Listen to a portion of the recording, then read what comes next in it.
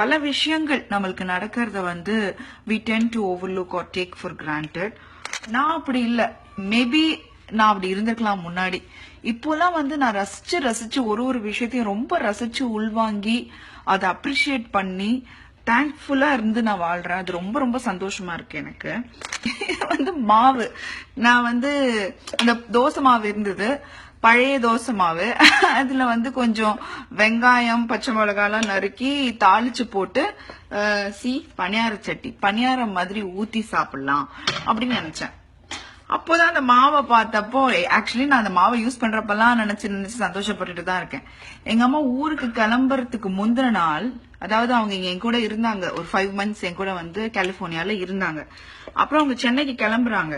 கிளம்புறப்போ packing அது இது tension அதெல்லாம் விட்டுட்டு, நம்ம பொண்ணு வந்து தனியா இருக்கப்ப சாப்பிட மாட்டா ஒழுங்கா, அவளுக்கு மாவு அரைச்சு வச்சுட்டு போயிடலாம் அப்படின்னு சொல்லி ஒரு பெரிய டப்பா நிறைய அந்த ஊருக்கு கிளம்புற டென்ஷன்லயும் அரைச்சு ஸ்டோர் பண்ணி ஏர்டைட் கண்டெய்னர்ல போட்டு ஃப்ரிட்ஜ்ல வச்சு கொடுத்துட்டு, அப்புறம் வெங்காய சட்னி அரைச்சு ஒரு பெரிய பாக்ஸ்ல வச்சு, அனு இது கெட்டே போகாது, நான் அந்த மாதிரி வதக்கி அரைச்சிட்டேன், தாளிச்சிட்டேன், எண்ணெய் ஊத்தி, கெடவே கெடாது, ஃப்ரிட்ஜ்ல வச்சுக்கோ, உனக்கு வேணுங்கிறப்பெல்லாம் சாப்பிடு அப்படின்னு சொல்லி கொடுத்துட்டு போனாங்க. எனக்கு 30 வயசு ஆயிடுச்சு. எங்க அம்மாக்கு எவ்வளவு குழந்தைய பாத்துக்கிற மாதிரி என்ன பாத்துக்கிறாங்கன்றது நினைக்கும் போது அப்படியே உள்ளுக்குள்ள ஒரு ஆனந்தமும் ஒரு சந்தோஷமும் எனக்கு வருது. இன்னொரு விஷயம், எங்க அம்மா இங்க இருக்கும் பொழுது நான் டெய்லி நினைப்பேன், அவங்க கிட்ட கூட சொன்னேன்னு எனக்கு தெரியல, சொல்லிருக்கலாம்.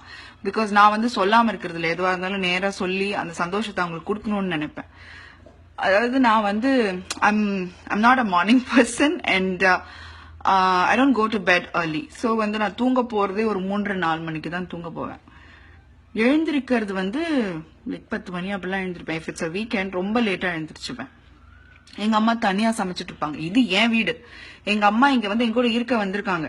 இன்ஃபேக்ட் நான் அவங்களை வந்து கெஸ்ட் மாதிரி ட்ரீட் பண்ணி ஊர் சுத்தி காமிச்சு இருக்கணும். பட் ஆப்வியஸ்லி நம்ம அம்மாங்க அப்படி இருக்க போறது இல்லை. அவங்க தான் எல்லா வேலையும் இழுத்து போட்டு செய்வாங்க.